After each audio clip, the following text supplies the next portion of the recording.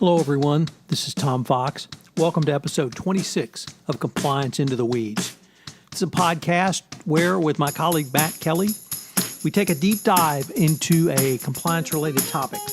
Today, we take a look at CCO liability under regulated industries by the SEC, and we explain how this is different from CCO liability for non-regulated industries.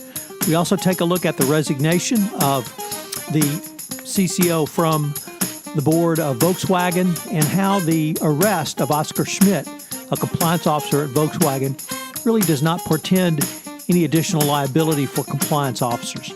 The episode comes in at just over 20 minutes. This is Tom Fox. Thank you very much for listening to this episode of Compliance Into the Weeds.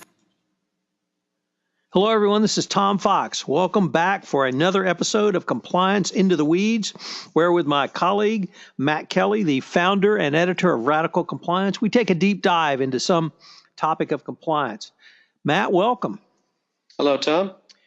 Matt, you wrote a blog post a little bit earlier this week, and it was about a chief compliance officer who was sanctioned by the Securities and Exchange Commission, and the blog post was entitled ACK, CCO liability is back. Why don't you walk us through this case, and then maybe we can take a deep dive into it and generally about some other things happening with compliance officers.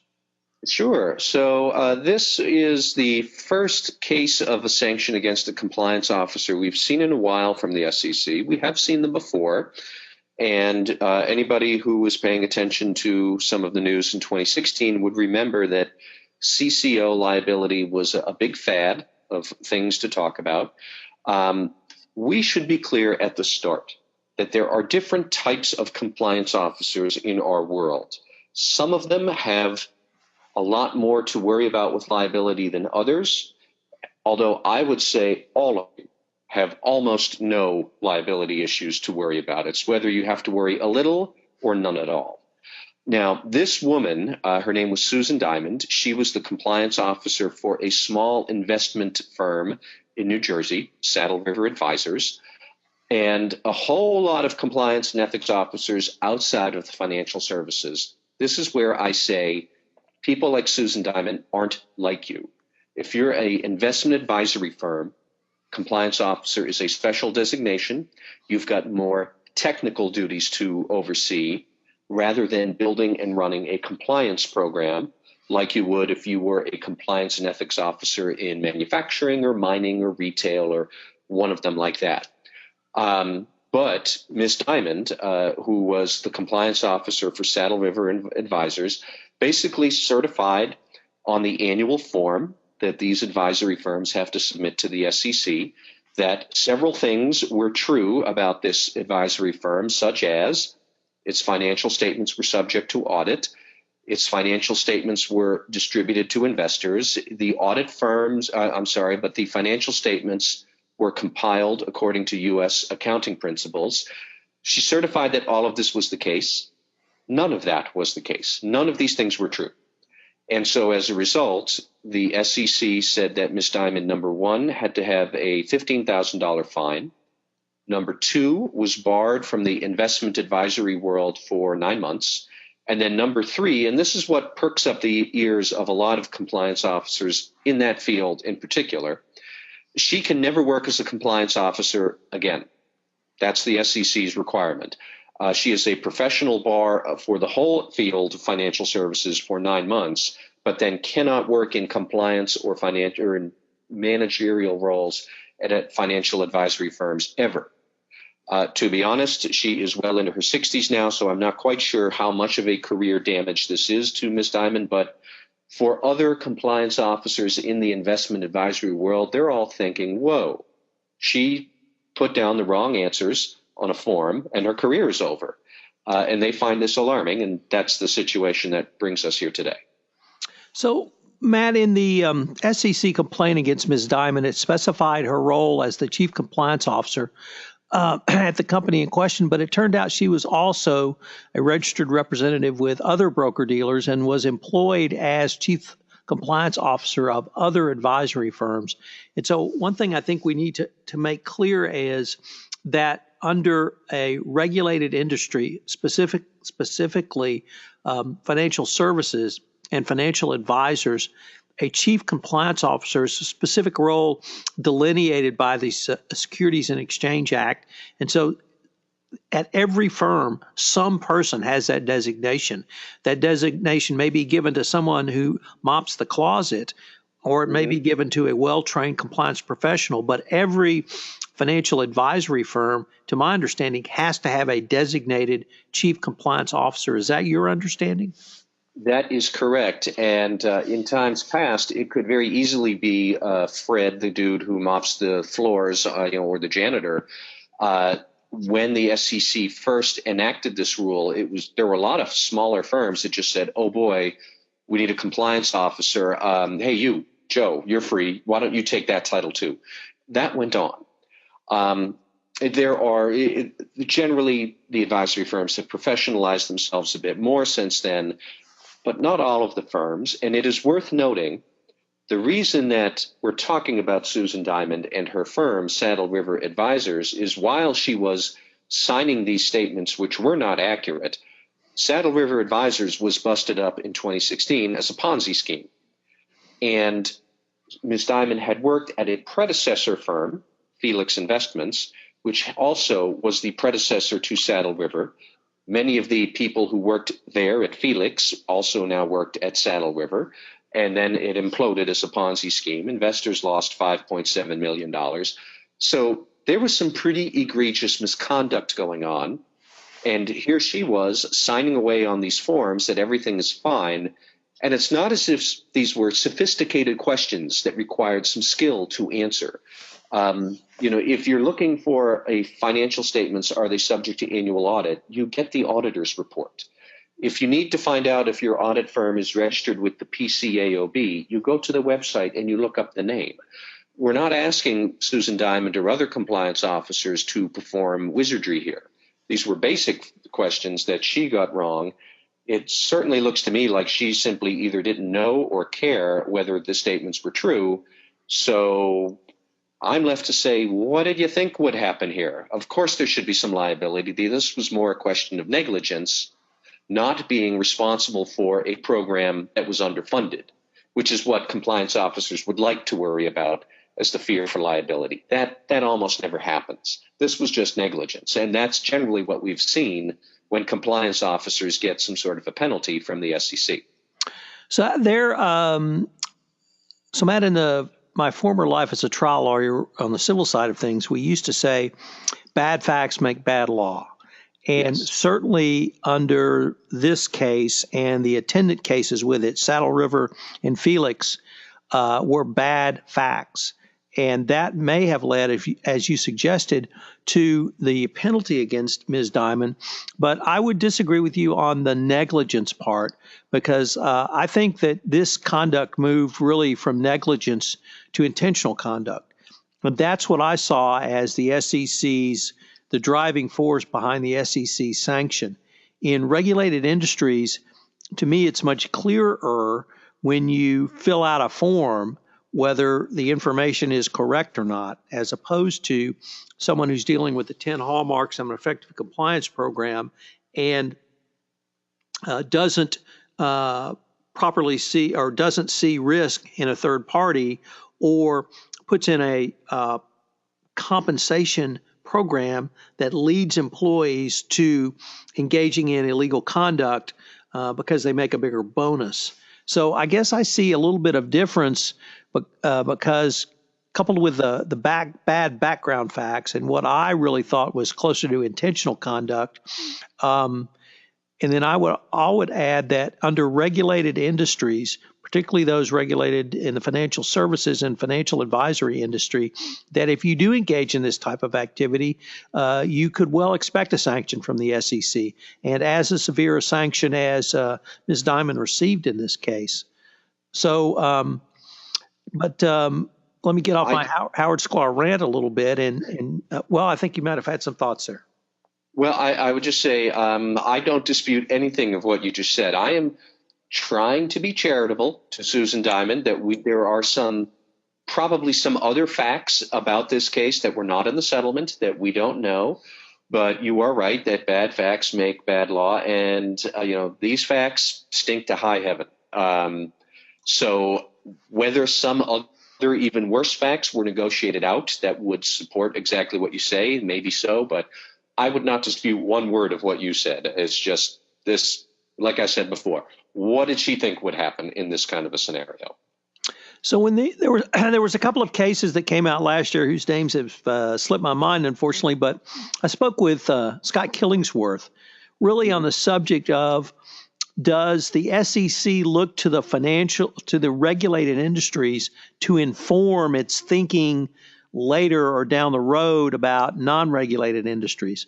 And we speculated that it was possible that we could begin to see CCO liability bleed over to the non-regulated industries. But agreeing with what you said, I have not seen that over the past year. And I find this case not so anomalous, but I find that the conduct so egregious that I'm frankly not offended that this person, this chief compliance officer, was sanctioned. No, and in fact, that's a good opportunity maybe to pivot to another liability case that might be on people's minds for all the listeners who are in non-regulated industries such as mining or finance, or mining or retail, or I don't know, energy or something like that, where you're not an investment advisor. What do these compliance officers have to worry about? Really, not much, but we did see this idea streak around the headlines a couple of weeks ago when one of Volkswagen's compliance officers got arrested here in the United States. Again, he wasn't an ethics and compliance officer in the traditional sense. He was an environmental regulatory compliance officer. How much does that count as a compliance officer, like we shorthand talk about it? We can make arguments about that. But again, he really seemed to be complicit in trying to mislead regulators about how bad VW's emissions testing scandal was. We also saw just the other week that Volkswagen's actual ethics and compliance officer, the person in charge of business integrity, she quit after just a year on the job, citing differences of opinions about what the Volkswagen was going to do for ethics and compliance. That's not liability, but that's a big black eye to the company that maybe they're not serious about ethics and compliance after all. I don't know. But again, what we're talking about here, not at all like the liability issues we see for financial firms and investment funds. They're off in their own world where it's a bit more of a serious thing. So let's unpack both of those because I think they're worth exploring. The regulatory officer you spoke of, his name is Oscar Schmidt, and Schmidt was a part of the team who presented fraudulent data and covered up information to the Environmental Protection Agency. He was charged with regulatory compliance, but frankly, I found his conduct, at least as alleged in the criminal complaint, to be of sufficient egregiousness that a sanction would be appropriate. If you lie to the regulators, you're going to be subject for those lies to regulators. If you try to cover up documents or other evidence to regulators, you're subject to sanction for that. And so even if you call him a compliance officer, you're absolutely right. He was not an ethics and compliance officer. He was a regulatory compliance officer. Yet the kind of general concepts that you would apply to anti-corruption compliance or ethics and compliance officers, generally the same steps that a regulatory compliance officer would utilize. So I do see some similarities there, but the conduct, frankly, if a chief compliance officer and a chief ethics and compliance officer engaged in the conduct that Mr. Schmidt is alleged to have engaged in, I think they would be subject to criminal sanctions under the FCPA or other federal law for not only engaging in fraud and a conspiracy to commit fraud, but also destruction of evidence or documents as well.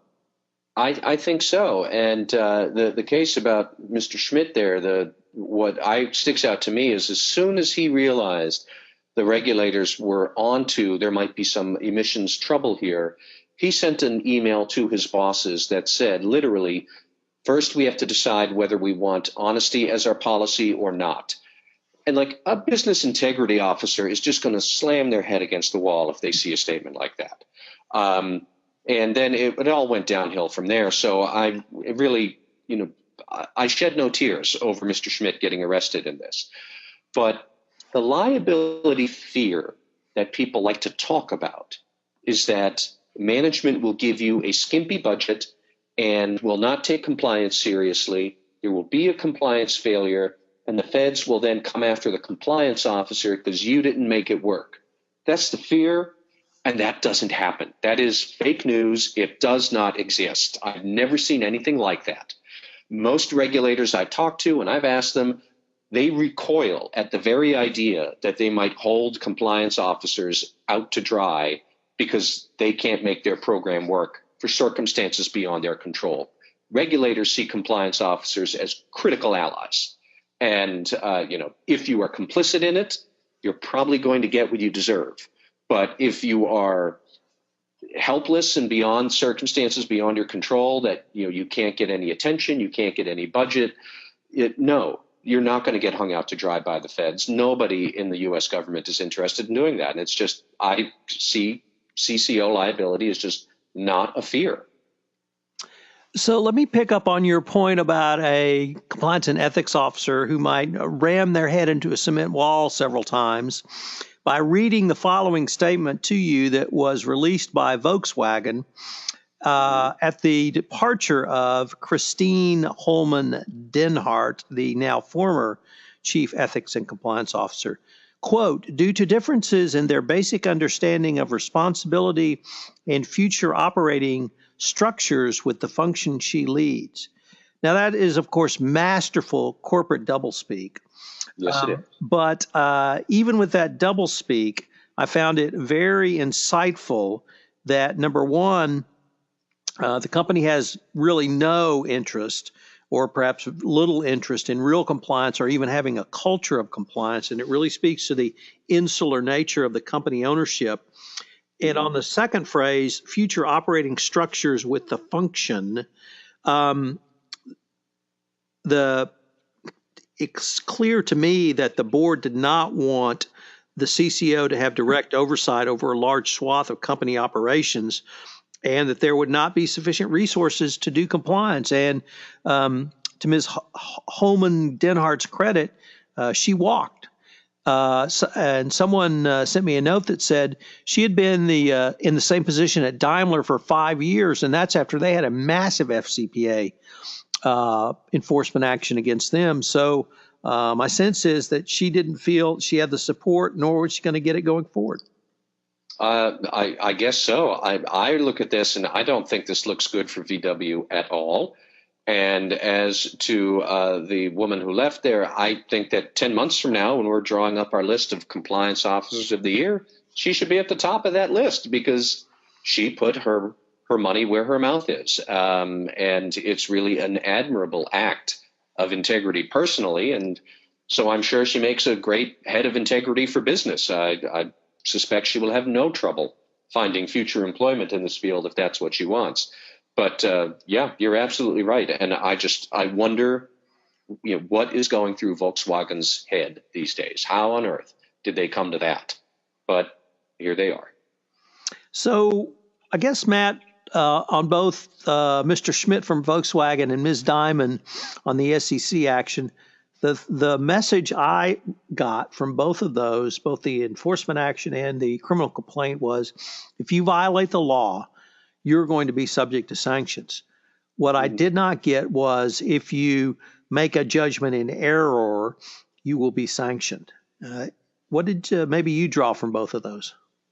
I think that's exactly it. And that's been the fear that has taken root in some parts of the compliance community out there, that an error in judgment or an error due to lack of resources will somehow lead to some culpability or real career risk. I just haven't seen that. At best, when we're talking about compliance officer liability cases, we're probably talking about 10 cases in the last several years out of thousands and thousands and thousands of compliance officers and compliance professionals who are out there. it's a tiny, tiny sliver. Well, Matt, it's been really fun to dive into the weeds on this one. I really appreciate you writing about this, and I'll, of course, link to it in the show notes. And we should give a shout out to our mutual friend, Doug Cornelius, for bringing this to your attention so you could bring it to the attention of the rest of us. But CCO liability is something that is on people's minds, and I hope that they draw the message from these cases that you will not be sanctioned for errors in judgment or negligence. If you have a process and you use a business process, I think that's what the government wants to see. They don't expect everyone to get it right all of the time, but being able to kind of walk through this one and really point out what I think why Ms. Diamond and Mr. Schmidt did receive the sanctions, or at least potential sanctions in Mr. Schmidt's case, emphasizes to me once again, if you do cross that line into illegal conduct, you're subject to sanctions. But short of that, you will not be sanctioned by either the SEC or the Department of Justice. Mm-hmm. Well, Matt, it's been a great dive into the weeds on this case, and I look forward to seeing what next week brings for us to go into the weeds on. All right. Thank you very much, Tom. This is Tom Fox again. I'd like to thank you for listening to this episode of Compliance Into the Weeds. I have two requests of you. The first is, if you have listened to this podcast on iTunes, I would greatly appreciate it if you would rate us. It would certainly help in our rankings. The second thing is, Matt and I would love to hear from you.